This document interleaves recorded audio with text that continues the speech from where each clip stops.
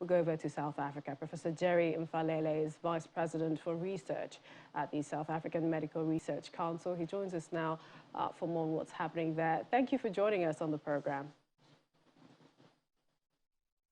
Thanks for having me. Just a small correction. I'm the Deputy Vice Chancellor for Research and Innovation at Northwest University. Well noted. Thanks again. Thank you. Thank you. Tell us, has South Africa passed the peak of the fourth wave? Well, in all likelihood, it looks like we are coming out of, the fourth wave. So there was no magic, really, because there was no strict lockdowns. I think it's very much about the dynamics of Omicron as a variant. It looks like for us, as in South Africa, the variant was very mild, if I can put it that way. I like to believe that a lot of people were exposed to the variant, even those who were not tested or those who did not show up in hospitals. But because it's mild, obviously there were a lot of asymptomatic infections. And, for those who were testing, we have seen the numbers, they have rise and immediately, dropped. So it was not like, the other waves that we have seen, where we had a protracted wave. So this is actually the difference between the current wave and the previous one. But if we're looking at the waves also, one begins to wonder, and this is, with what is unique to South Africa, in this case, the fourth wave peaking, the US and Europe appear to be struggling. They're rolling out booster shots as fast as they can, but we're seeing loads of cases there. Yes, I think, if you look at COVID-19, although we have got 2 years of experience with the virus, it looks like a lot is still unknown. So I'm saying this because I really don't understand, maybe the difference between the countries in the north and maybe South Africa. Although one can say that perhaps something that is unique in the Northern Hemisphere is going through their winter season, and perhaps that could be another factor that we need to take into account.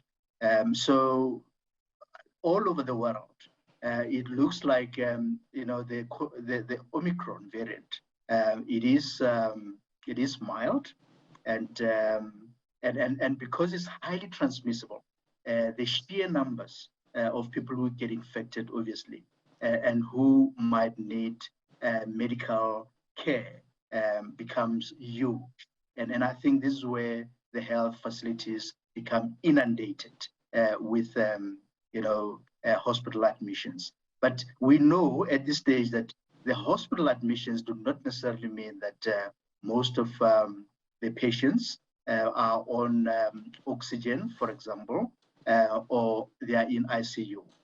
These are just, symptomatic patients, and they just need, most of them require just normal care. Prof, in a recent statement, the State Department of Health, South Africa, said cases were declining in almost all the provinces except the Western Cape and Eastern Cape, which recorded increases, rather, 14% and 18% respectively. Why uniquely to those areas? It's been a trend with other waves as well. So we know that not all areas or provinces will come out of the wave, at the same time. So the different areas in the country, they come out of the wave at different time points. So the wave started in Gauteng province, which is like, the economic hub of the country. But we have since then to other areas.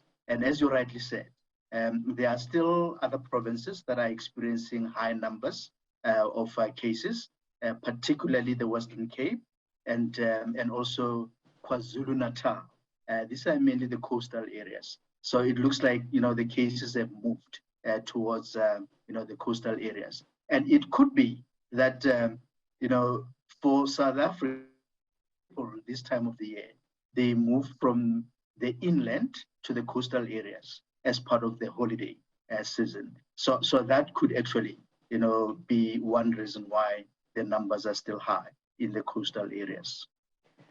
If I might ask, I mean, this is, the fourth wave South Africa is coming out of, and one would say with South Africa and other countries around the world, Omicron is driving the surge in infections. But what is happening with the Delta variant, do you think? Yeah, very interesting because the Delta variant is completely replaced by the Omicron. The first report of Omicron in South Africa was,